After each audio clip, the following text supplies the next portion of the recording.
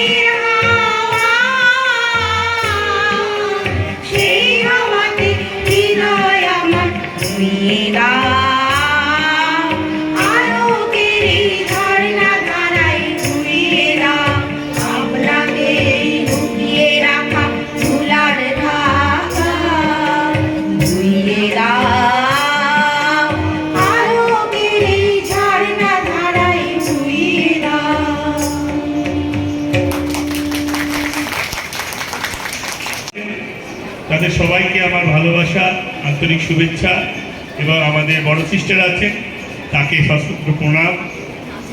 আমি এই স্কুল ছেড়েছি প্রায় 26 বছর আগে, সরকারি চাকরিতে জয়েন করি। তার আগে 14 বছর মতন এই স্কুলে চাকরি করেছি। আমি প্রথমে এই স্কুলে একটা ক্লাস হিসেবে জয়েন করেছিলাম, তারপরে টিচার, তারপরে টিআইসি। নবপল্লী শাখা যখন নতুন চালু হয়, বারাসাতে 3 জন বিশিষ্ট শিক্ষাবিদ, স্বর্গীয়া উমা গাঙ্গুলি মহাশয়া, বারাসাত কালীকৃষ্ণ স্কুলের হেডমিস্ট্রেস, আপনারা যারা জানেন, পুরনো কেউ আজ থাকলে জানবেন, এবং স্বর্গীয় বিনয় ভূষণ গাঙ্গুলি, মহাত্মা গান্ধী স্কুলের হেডমাস্টার মশাই, এবং শুকরঞ্জন সেনগুপ্ত মহাশয়, এই স্কুলের প্রতিষ্ঠাতা সভাপতি। তাদের মানে রেকমেন্ডেশনেই, আর সর্বোপরি আমাদের বড় সিস্টার মাননীয়া শ্রীমতী অপরাজিতা গাঙ্গুলি মহাশয়া, এনাদের রেকমেন্ডেশনে আমি খুব অল্প বয়সেই ওই স্কুলের টিআইসি হই। তারপরে দীর্ঘ 13-14 বছর ওইভাবে চলতে থাকে। তারপরে আমি সরকারি চাকরি পাই, চলে যাই। কিন্তু লাভটা আমার হয়েছিল এইখানেই যে আমি নলেজ হোম থেকে যা কিছু শিখেছিলাম, সেই শেখাটাই আমি ওখানে গিয়ে অ্যাপ্লাই করতে রাখি। এবং এই যে আপনাদের এখানে ফাংশন হচ্ছে, ঠিক এইভাবেই আমি একটা স্কুলে কোর্স এবং কালচারাল প্রোগ্রাম শুরু করতে থাকি সরকারি স্কুলে, এবং সেটা খুব সুন্দরভাবে গার্জিয়ানরা গ্রহণ করে। আমি যখন গিয়েছিলাম 250 স্টুডেন্ট, এবং আমি যখন শেষ করেছিলাম 614, তারপরে এসআইএস এর নির্দেশে কিছু কমিয়ে আমি যখন রিটায়ার করি তখন 591 জন বাচ্চা রেখে আসি। যাই হোক, সেই স্কুলটা এখনও দত্তপুকুরের মধ্যে 1 নম্বর আছে, দত্তপুকুর মহেশ বিদ্যাপীঠ প্রাথমিক বিদ্যালয়। অনেকেই হয়তো জানেন, এবং জেলায় যে সমস্ত আমাদের এখানকার অভিভাবিকারা যান বিভিন্ন ট্যালেন্ট টেস্টে, দেখবেন মহেশ বিদ্যাপীঠের কেউ না কেউ 1st, 2nd, 3rd আছে। তাই এটা আমাদের গর্ব। আর এইটুকুনি পাওনা আমাদের যে আমি এই স্কুলে খুব একটা আসি না। আমি পেনশন তোলার সময় ইউনিয়ন ব্যাংক থেকে চেকটা জমা দিয়ে হয়তো এই স্কুলটা একবার ঘুরে যাই, আর সমস্ত প্রোগ্রামগুলোই কিন্তু আসি। কোর্সের মাঠে আমাকে দেখতে পাবেন, আর কুইজ বলেন, হাতের লেখা বলেন, এবং ওদের আবৃত্তি প্রতিযোগিতার সময় জাজমেন্ট হিসেবে থাকি। তা বাচ্চাদের সঙ্গে একটা আত্মিক টান আমার আছে। আমি যখন এই স্কুলে আসি, বাচ্চারা সব ক্লাস থেকে দৌড়ে দৌড়ে টিচার একটু অসন্তুষ্ট হয়, আমি বুঝি। ওনারা ক্লাস চলে, সেই অবস্থায় আমাকে দেখে স্যার এসছে বলে দৌড়ে আমার কাছে চলে আসে, এবং প্রত্যেকটা বাচ্চাকে আমাকে আলাদা আলাদা করে আদর করতে হয়। এই হচ্ছে একজন বাচ্চার সঙ্গে, আমি বলছি এই কারণে যে একটা বাচ্চার সঙ্গে একজন টিচারের আত্মিক টান। তারা যে 4 ঘন্টা থাকে, তারা আমাদেরই সন্তান, এবং আমি প্রত্যেক দিদিমণিকে বলবো এই সময় তারা স্কুলে থাকবে, এই সন্তানগুলো তাদের সন্তান, সেই হিসেবেই দেখতে এবং দেখেও। নলেজ হোম এই জন্যই বারাসাতের মধ্যে একটা বেস্ট স্কুল, টিচাররা খুব আন্তরিকভাবে বাচ্চাদের মানুষ করে। আর আপনারা যে স্কুলটায় পড়াচ্ছেন, সেই স্কুলটা বারাসাতের দি বেস্ট। সুতরাং আপনারা টিচারদের সহযোগিতা করবে, টিচাররা আপনাদের সহযোগিতা করবে। আর শিক্ষক, শিক্ষয়িত্রী এবং স্টুডেন্ট, এদের মধ্যে আর্থিক টান না হলে সেই স্কুল বড় হবে না, বাচ্চাও হবে না। আর একটা কথা বলি, সব বাচ্চা সমান হবে একটা এইটা না। কেননা আমাদের জীবনে আমার সবচেয়ে বড় নলেজ হোমের যেটা একটা ঘটনা, নলেজ হোম তখন আমি এই দক্ষিণপাড়া শাখায় আমি চাকরি করতাম। প্রথম চাপাডালিতে করতাম, তারপরে দক্ষিণপাড়া শাখায় করতাম, তারপরে নবপল্লীতে এসেছিলাম। এখানে এরকমভাবে টিচার সাবলীল হয়। তো সৌমেন মহাপাত্র বলে একটা ছেলে ছিল আর ছোট্ট, 1-এ পড়ে, তখন পড়াশোনা করতো। তা আমি একদিন বললাম যে, ও সৌমেন, তুমি তো পড়াশোনা কিছুই করো না, তুমি বড় হয়ে কি করো? তা ও ছেলে মানুষ, ওর উত্তর আর কি হতে পারে? ও উত্তর দিলে, আমি বড় হয়ে মাঠে গিয়ে গরু চড়াবো। 30 বছর আগের ঘটনা, বুঝতে পারছেন তো, তখন মাঠে গরু চড়ানো হতো। আমি মাঠে গিয়ে গরু চড়াবো। কারণ তুমি গরু চড়াবা, তা আমি কি করবো? বলে তুমিও চড়াবা, আমিও চড়াবো। যাই হোক, ভাগ্যক্রমে আমি সরকারি স্কুলে চাকরি পেয়ে চলে যাই। কিন্তু সেই সৌমেন মহাপাত্র এখন বর্তমানে ইঞ্জিনিয়ার, এবং তিনি মালা সিস্টারকে এসে বলে গেছেন, সিস্টার আমি এখন ইঞ্জিনিয়ার, স্যারকে বলো, নীলোৎপল স্যারকে বলো আমি এখন ইঞ্জিনিয়ার। আর তার অফিসটা ভাগ্যচক্র বারাসাত ডাকবাংলার মোড় থেকে একটু এগিয়ে গিয়ে দেখবেন একটা সাদা নীল রং করা একটা পশ্চিমবঙ্গ সরকারের অফিস আছে, ওইখানে ও আছে পোস্টিং। ওইখানে যখন পোস্টিং ছিল বলে ও মালা সিস্টারকে এসে বলে গেছিল। তা আপনারা ভাববেন না আজকে আপনার ছেলে মেয়ে পারছে না বলে ভবিষ্যতে পারবে না। কার লাইফ কখন টার্ন নেবে কেউ বলতে পারে না। আপনারা আপনাদের ডিউটিটা পালন করে যান। আর একটা কথা বলবো, বেশি বোকা মারা করবেন না। যদি কোনো বাচ্চা বুঝে যায় যে আমার বাবা মার শেষ দৌড় হচ্ছে আমাকে মারা, কি আর করবে, আমাকে মারবে, এইটা যদি মনে ঢুকে যায় তার ভয় পাবে না। আর যে ছেলে চোখ রাঙালে না ভয় পাবে, সে কিন্তু আর কাউকে ভয় পাবে না, কখনো ভয় পাবে না। আপনারা মারবেন মারবেন পারেন না, কি আছে, এইরকম একটা ব্যাপার চলে আসবে। আমি কিন্তু আমার ওই স্কুলেও সব টিচার স্টুডেন্টকে ভালোবাসতাম, এবং আমার রিটায়ারমেন্টের দিন তারা খুব আবেগপূর্ণ মনে করেছিল, ছোট ছোট বাচ্চা শিশুরা। তা আমি তাদের বলেছিলাম যে মানে এত ভালোবাসতাম, কিন্তু আমি যদি কখনো কেউ দুষ্টুমি করেছে, ক্লাস 4-এর ছাত্রকে বলতাম, কাউকে বলতাম যা বল স্যার ডাকছে, তাকে 10 জন মিলেও ধরে আনতে পারতো না ভয়। এইরকম ভয়টা, চোখের উপর ভয়টাই যদি বাচ্চা পায় তাহলে সে বাচ্চা ভয় পাবে। আর যদি মার ধর করে কয়দিন করতে পারবেন না। আর বিশেষ কিছু বলার নেই, একটা ফাংশন চলছে, আমি বলেই শেষ করছি। আপনারা ভালোবেসে যেটুকুনি ওদের কাছে আদায় করে নেওয়া যায় সেইটুকুনি করুন, আপনাদের বাচ্চা তৈরি হয়ে যাবে নলেজ হোমে পড়ে, এইটা সবসময়। ধন্যবাদ সকলকে, আবার ভালোবাসা।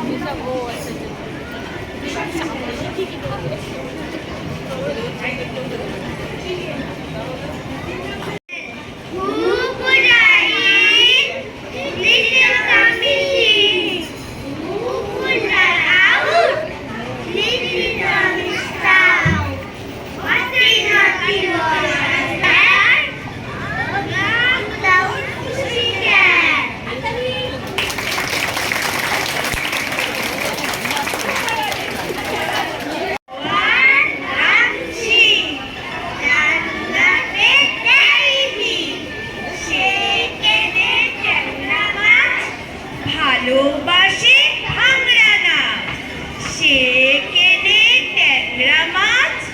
ভালোবাসে ভাঙড়া নাচ, ঘন্টা বাজায় ঢং ঢং, ছবি করে রং চং। ঘন্টা বাজায় ঢং ঢং, ছবি করে রং চং। শঙ্কর তার ছেলে, সে একটু নেচে চলে। শঙ্কর তার ছেলে, সে একটু নেচে চলে। শঙ্কর তার ছেলে, সে একটু নেচে চলে।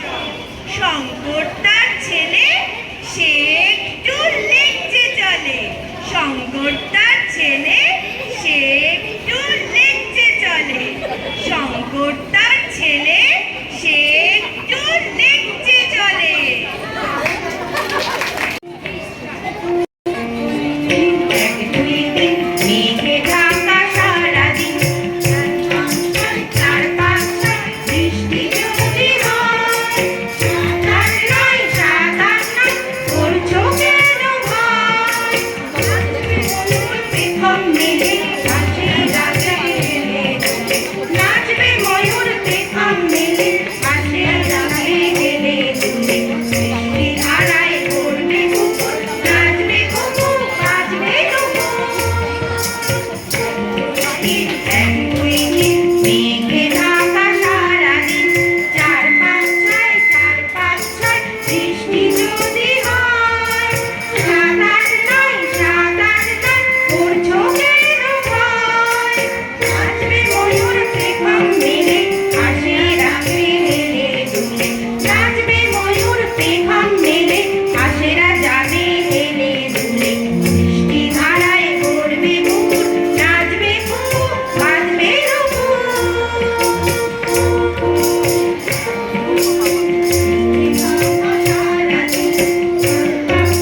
চার পাঁচ ছয় বৃষ্টি যদি হয় সাত আট নয় করছো কেন ভয় ময়ূর পেখম মেলে হাসিরা যাবে গেলে দুলে নাচবে ময়ূর পেখম মেলে হাসিরা যাবে গেলে দুলে বৃষ্টি ধারায় করবে কুকুর নাচবে কুকুর বাজবে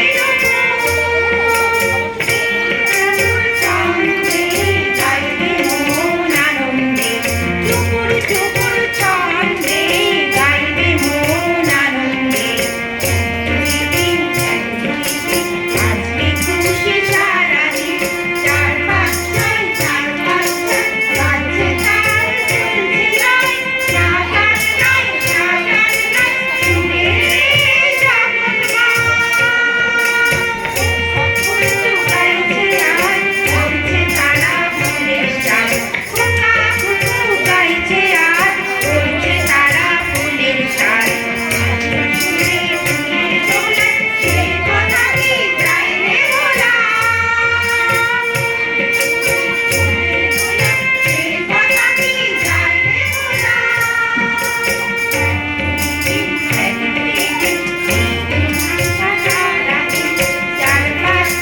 চার পাঁচ ছয় বৃষ্টি যদি হয় সাত আট নয় করছো কেন ভয় নাচবে ময়ূর পেখম মেলে হাসিরা যাবে গেলে দুলে নাচবে ময়ূর পেখম মেলে হাসিরা যাবে গেলে দুলে বৃষ্টি ধারায় করবে কুকুর নাচবে কুকুর বাজবে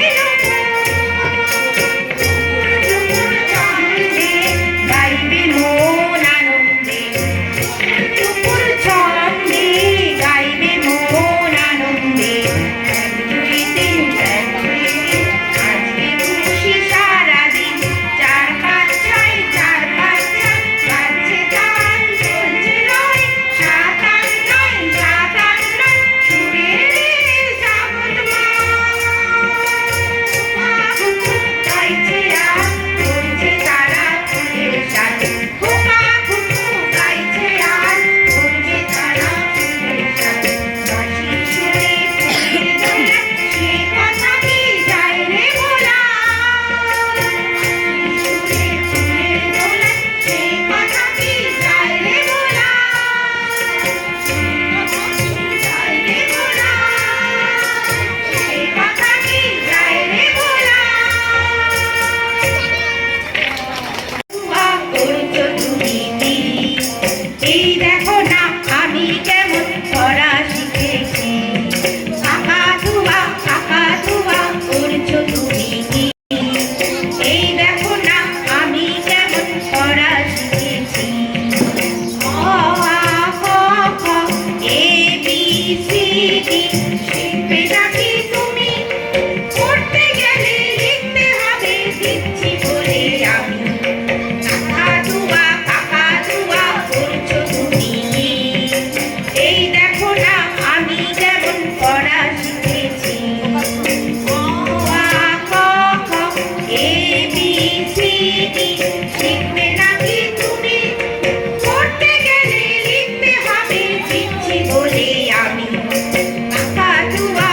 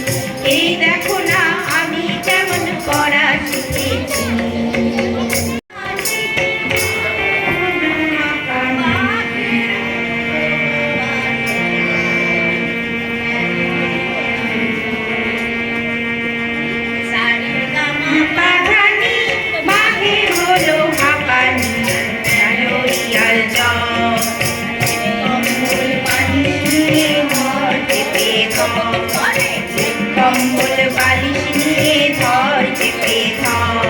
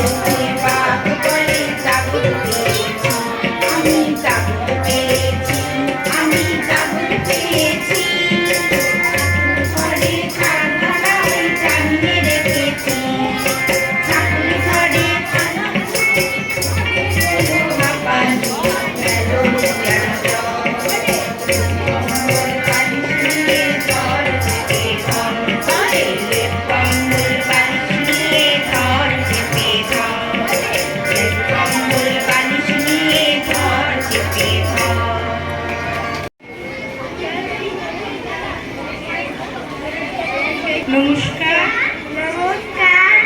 বলাই চাঁদ মুখোপাধ্যায়, চড়ুই পাখি, চড়ুই পাখি